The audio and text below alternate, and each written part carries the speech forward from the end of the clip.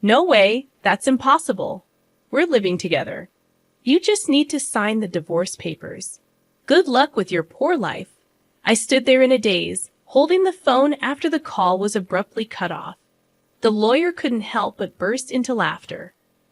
Jessica looked at the lawyer with a puzzled expression. The lawyer was wiping tears with a handkerchief. The CEO is actually Linda. My name is Linda. I've been married to my husband Mike for 2 years. We don't have children. We both work and are so busy that we often work on weekends. We hardly have time for long conversations, leading to a life of passing each other by. Therefore, we try to match our schedules and go on overseas trips during our long breaks. It's only once a year, but we both look forward to it. When we got married, we decided to buy an upper-floor condo in a Bay Area tower. It was a stretch, but we did it considering the future value of the asset. Thanks to that, we're satisfied with our current life. I have a close friend from high school, Jessica. We sometimes go out for lunch together. Jessica, being beautiful, has high standards for men. She's not married yet but has a strong desire to do so. She's always looking for well-educated, high-income men on dating apps. Especially, she won't compromise on income. One day, I was enjoying lunch with Jessica at a cafe near a park. We were together in high school and university, even in the same classes. That's why we've consulted each other about various things. As a result, we know quite a bit about each other's dating histories and types. During our student days, we shared both fun and sad times. Those are good memories. Since I married Mike 2 years ago, we've both become busy, and the time we can meet has decreased. Now we meet only a few times a year, if that. Hey, can I come visit your condo next time? Jessica suddenly asked me. Jessica had never been to my place before. Then on the weekend, Jessica came over to my place. I could sense her amazement even through the intercom at the entrance. Jessica kept saying, "This is amazing." The moment I opened the front door, Jessica looked impressed. "Wow, this place is like a mansion, and that elevator right up was so long." I chose a spacious upper-floor condo because it was a once-in-a-lifetime purchase without compromising. It's even more spacious than a house. It's beautiful, really incredible. Jessica looked around the house, turning her head in every direction. Great location and an upper floor in a high-rise. Like this must have cost a pretty fortune. Jessica asked with a sly smile. Yeah, it's what you'd call $1 million condominium. It's got great security too. Look here. Jessica cut me off, reacting only to the term $1 million condominium. Right? It must be over $1 million. Your husband must be making a lot, she said, eyes wide with astonishment. That was so like Jessica. She's always had high standards for men, especially regarding their income.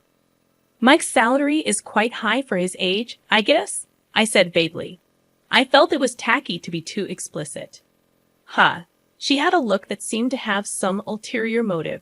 Jessica said, "Can I use your bathroom?" and left the living room. I told Jessica where the bathroom was and then started preparing tea in the kitchen. Concerned about Jessica, who was taking a while to return, I was about to head to the bathroom when Jessica came back. Just replying to an email. Jessica doesn't usually make excuses like that. I felt a slight sense of unease while enjoying the cookies Jessica brought as a gift and having tea. She asked, "Can I stay till evening?" She apparently wanted to greet Mike. Indeed, it had been since our wedding that Jessica last saw Mike.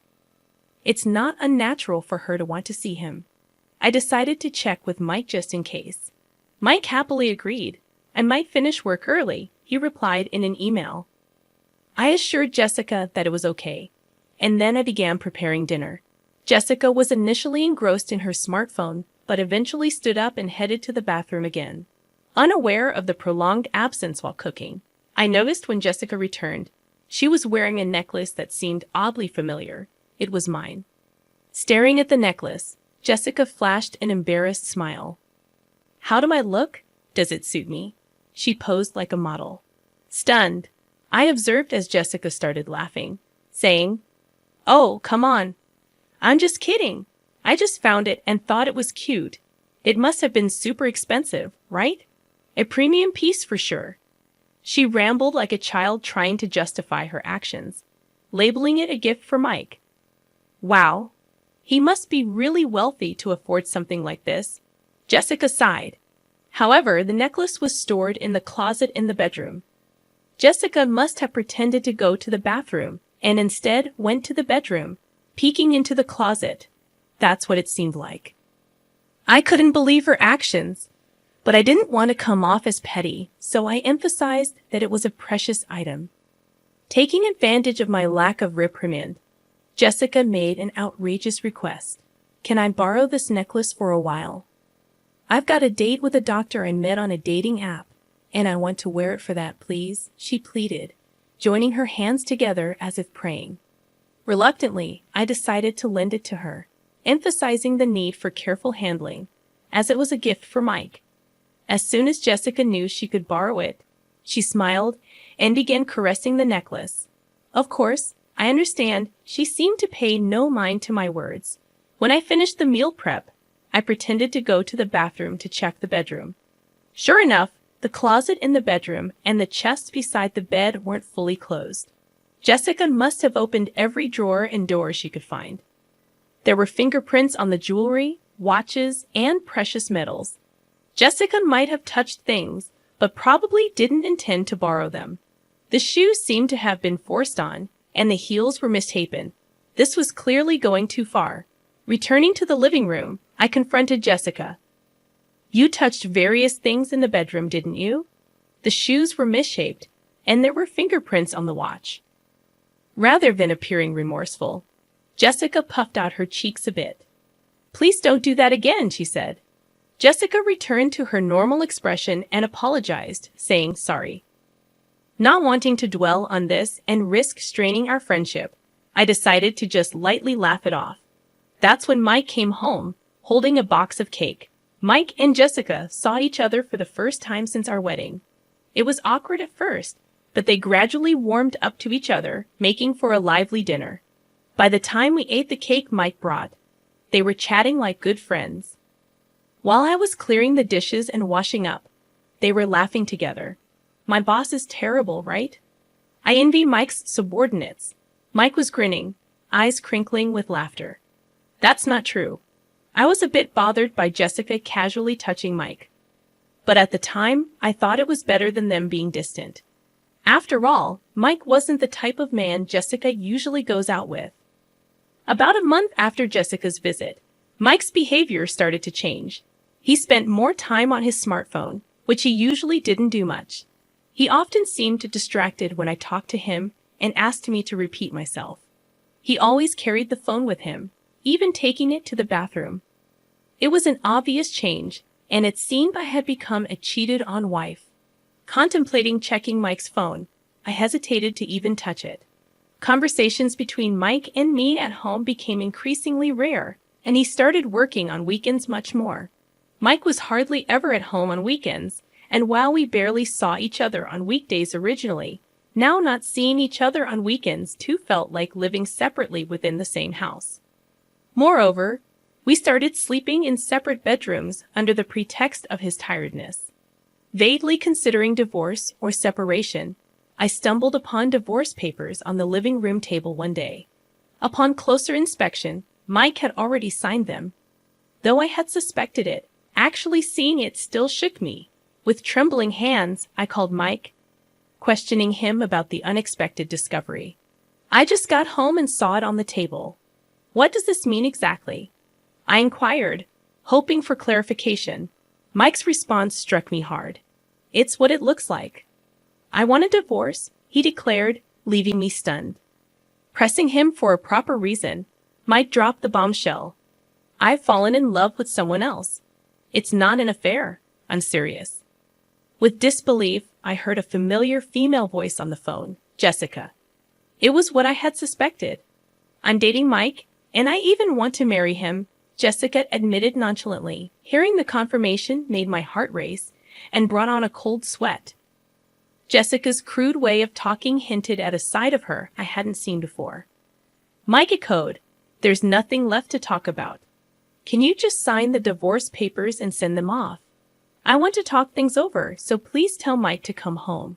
Stunned by the abrupt ending of the phone call, I couldn't move for a while. Sleepless nights persisted as Mike didn't come home, and I couldn't bring myself to touch the divorce papers.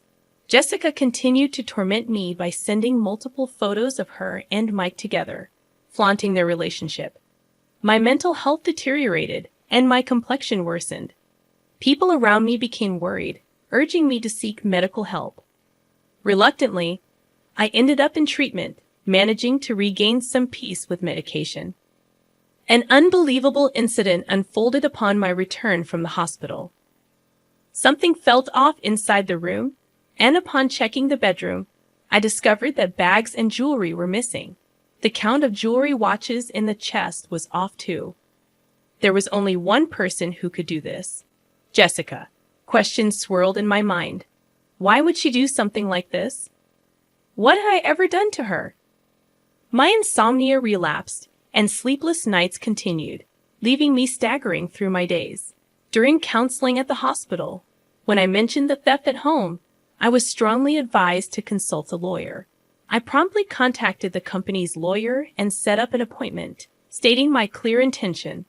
I'll get a divorce. I want those two to face proper consequences. I responded immediately, surprising even myself. Just a little while ago, I was pondering what to do, and I couldn't believe how easily those words came out of my mouth. Perhaps I really wanted to punish them after being tormented so one-sidedly. It was just about getting back at them. Now, a week later, I received a message from Jessica. I had sent her a certified letter. Hey, what are you thinking, sending a certified letter to my workplace? Jessica sounded pretty angry, her voice filled with rage. You must have expected at least this much. Anyway, I'm leaving everything to my lawyer now. I hung up the phone.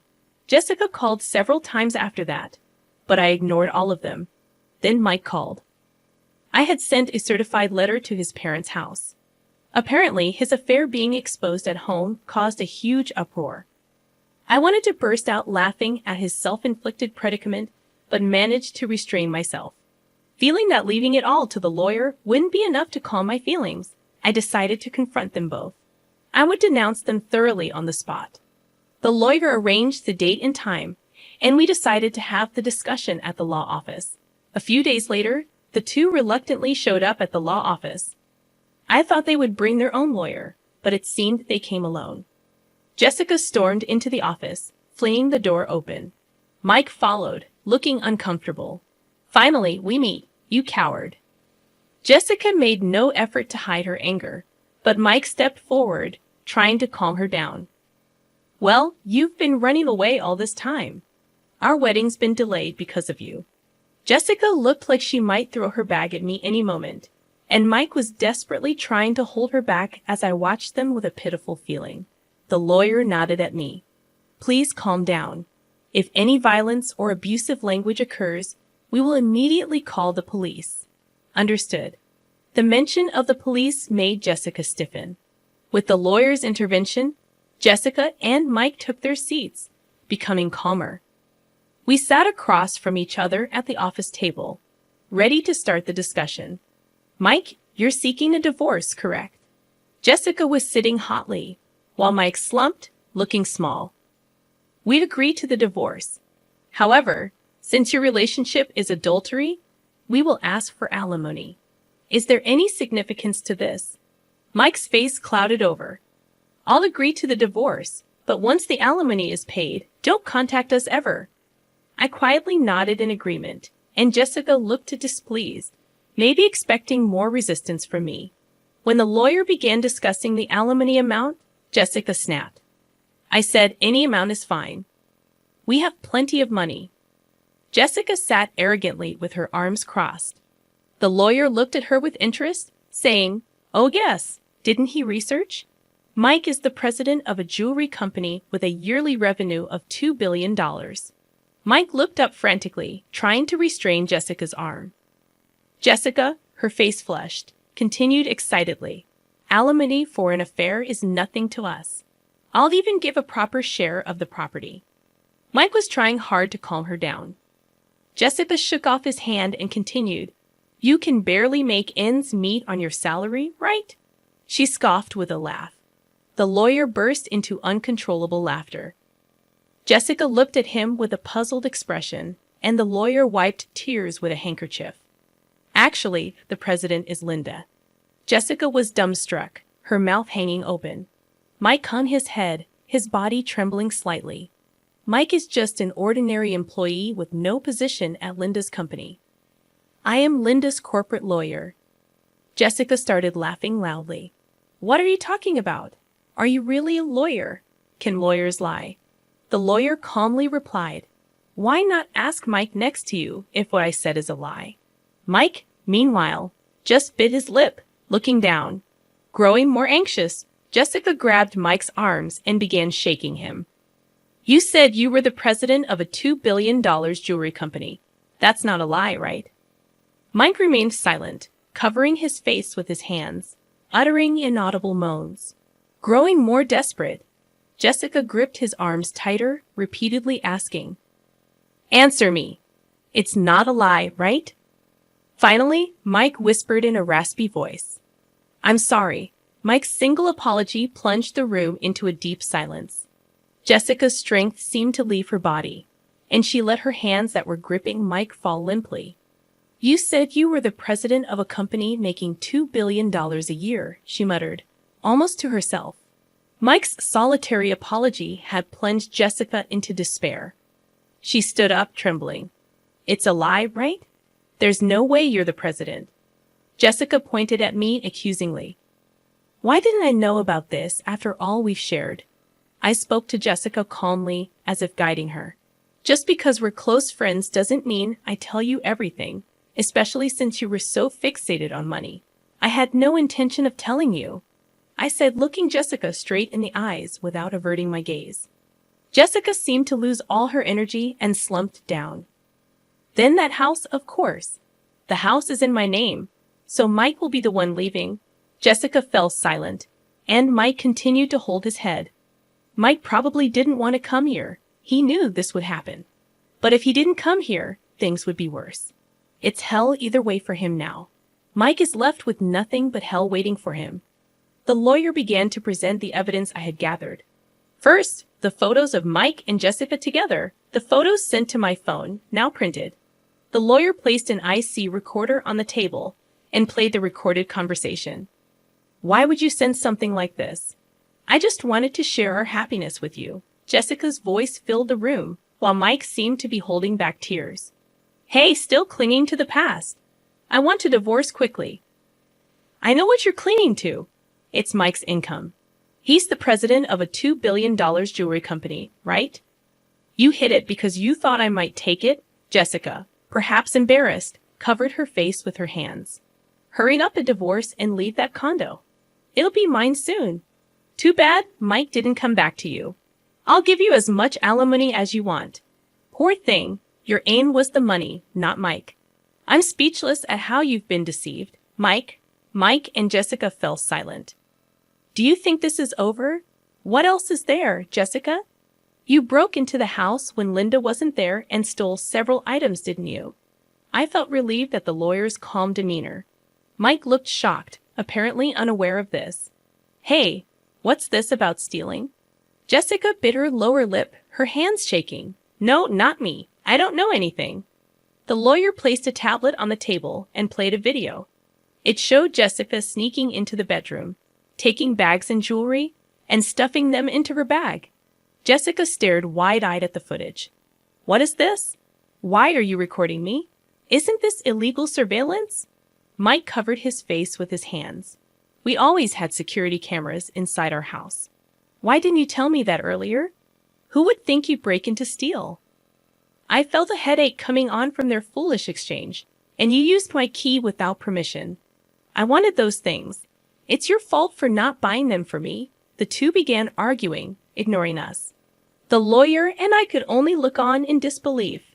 "Please save your arguments for later. Regarding this theft, we will be filing a police report," the lawyer said calmly. Jessica seemed to panic at the mention of the police. "That's a bit much, isn't it? I just borrowed something from a friend." I never gave you permission to borrow anything. I spoke to her calmly. Besides, you're not a friend or anything. You were just a classmate. That's why I'm filing a police report.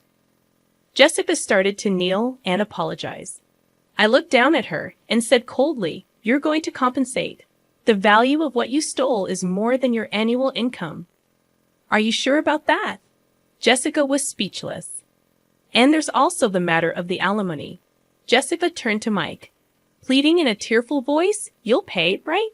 Even if you're not the president, you still earn well, right?" Mike was silent, looking down. "He can't pay it because he's about to be fired," I said. Mike looked up in surprise. "That's correct. Since leaving the house, Mike has not shown up for work. Plus, with this commotion, there have been complaints from his boss," I explained. Mike looked like he might collapse on the floor. "But there's still the property division, right?" "I'll pay with that," Jessica said desperately. "That's not possible. Linda and Mike have a prenuptial agreement regarding property." "You didn't hear anything from Mike, did you?" "He never told you the inconvenient truths," I replied calmly. I regarded Mike with disdain as the lawyer placed the contract on the table. The agreement explicitly stated that if the marriage lasted less than 3 years, neither party could claim the other's property. Given that they were currently in the 2nd year of marriage, Jessica attempted to grab the document as if to tear it up. "You should handle that document carefully. It's a notarized deed, and you could be held legally accountable for damaging it," I warned. At the mention of potential legal consequences, Jessica halted her attempt to destroy the document and began to half-heartedly plead with Mike. "Mike, you have savings, right? Use that to pay," she suggested. Mike, looking at Jessica with resentful eyes, retorted, "What money? You always wanted sushi, steak. There's no way I have any savings left." "It appears that way. And it seems he has debts from unsavory sources," I added. Jessica's shoulders slumped, revealing the pitiable sight of the once glamorous appearance that used to turn heads. This was the result of the seeds she had sowed herself, leaving the two looking haggard and lost, muttering about how this wasn't supposed to happen and what they would do now. Deciding to leave the rest to the lawyer, I stood up to leave, emphasizing to Jessica, "Money isn't something you steal from others. It's something you earn through effort." After that, the divorce proceeded smoothly. I sent all of Mike's belongings back to his parents, who kept apologizing to me and even sent a letter of apology. Jessica, on the other hand, faced police interrogation for illegal entry and theft, leading to her arrest after admitting guilt. Although she showed remorse and an intent to compensate, her other crimes, including stealing from men she met on a dating app, suggested she might face a prison sentence. Mike, unable to live in Jessica's apartment, moved to an old apartment on the outskirts of town. Despite looking for a job, his unexplained absences and poor attitude at his last job made it challenging to get hired. He resorted to day labor to get by, receiving regular updates on their situations from the lawyer. I threw myself into work after the divorce. Currently, I am expanding our company's jewelry line to Europe, an idea that emerged during a break I took after the divorce. During that time, I had the chance to connect with the owner of a jewelry store in France. We bonded over shared experiences of divorce, and he agreed to showcase my company's jewelry in his store. Focusing on sales in France, I considered it a well-deserved perk after all I had been through.